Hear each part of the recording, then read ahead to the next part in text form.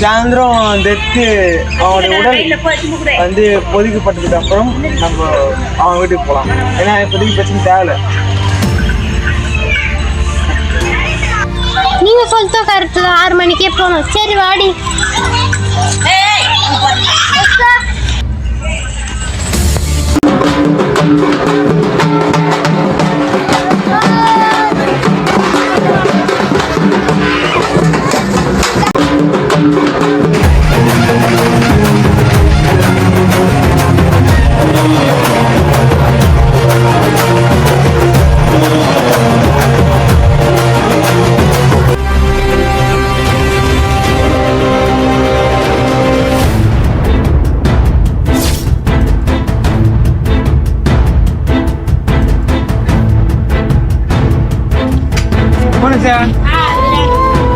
நான் எதுக்கு வந்துறேன்னு உங்களுக்கு தெரியாதா?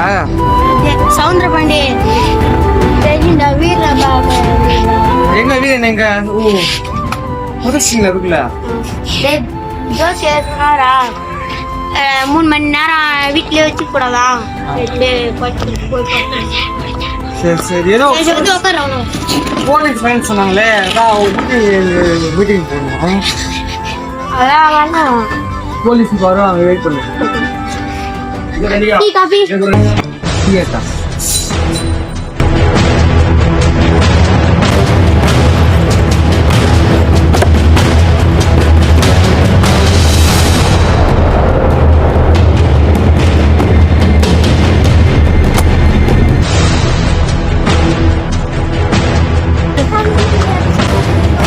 நீங்க என்ன சொன்னீங்க? ஏதோ பிரச்சனைன்னு சொல்லிட்டு போலீஸ்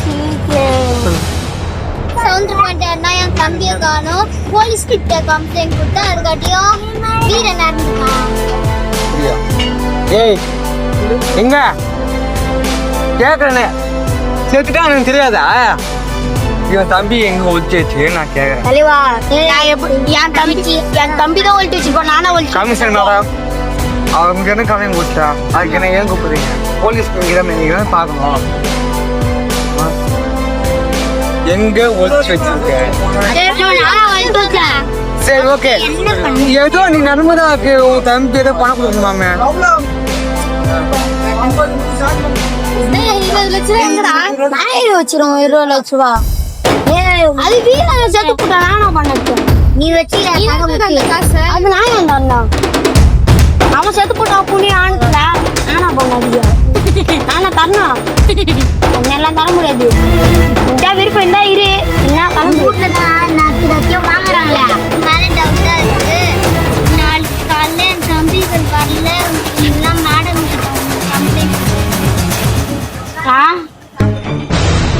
பெரிய மேடமா என்ன அவங்க பெரிய இழுங்கணும். என்ன வசலாம் எல்லாம் தலைவலியா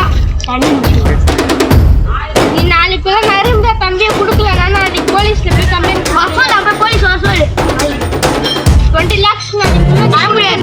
தர முடியாது. வசூல் அமைஞ்சா வசூல் தர முடியாது. நீ தானே வீரனோட அண்ணன்.